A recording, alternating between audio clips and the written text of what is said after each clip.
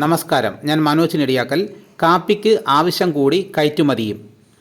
വയനാടൻ കാപ്പി കർഷകരെ ആവേശം കൊള്ളിച്ച് കാപ്പിക്കുരു കയറ്റുമതി പുതിയ തലങ്ങളിലേക്ക്.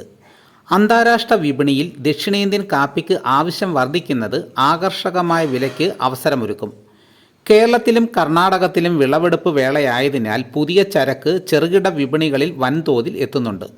ആഭ്യന്തര വിപണിയിൽ എന്ന പോലെ വിദേശ രാജ്യങ്ങളിലും ഇന്ത്യൻ കാപ്പി കുടിക്കാൻ കാണിക്കുന്ന ഉത്സാഹം കൃഷി വ്യാപിക്കുന്നതിന് അനുകൂല സാഹചര്യമൊരുക്കുന്നു.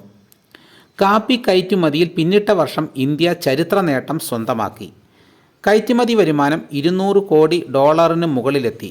കയറ്റുമതി മൂല്യം 27% വർദ്ധിച്ച് 2024 14,046 കോടി രൂപയിൽ നിന്നും 17,911 കോടി രൂപയായി.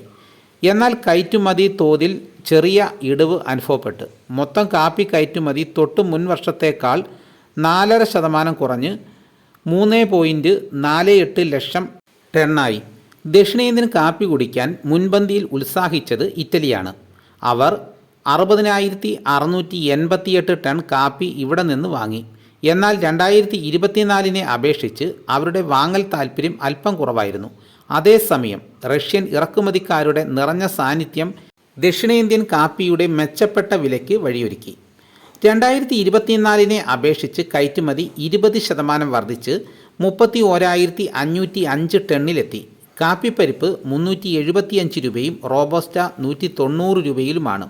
അപ്പോൾ കാപ്പിക്കിപ്പം വൻ ഡിമാൻഡാണ്, വില കുതിച്ച് കയറുന്നുമുണ്ട്. ഇതോടുകൂടി വീഡിയോയുടെ പൂർണ്ണമാകുന്നു. എല്ലാവരും ലൈക്ക് ചെയ്ത് സപ്പോർട്ട് ചെയ്യണം. ആദ്യമായിട്ടാണ് ഈ ചാനൽ കാണുന്നതെങ്കിൽ സബ്സ്ക്രൈബ് ചെയ്യാൻ മറക്കരുത്. നിങ്ങളുടെ അഭിപ്രായങ്ങൾ കമൻറ്റായിട്ട് രേഖപ്പെടുത്തണം. ഈ വീഡിയോ എല്ലാവർക്കും ഒന്ന് ഷെയർ ചെയ്ത് കൊടുക്കണം. മറ്റൊരു വീഡിയോയുമായിട്ട് ഞാൻ ഉടനെ എത്താം. എല്ലാവർക്കും എൻ്റെ നന്ദി.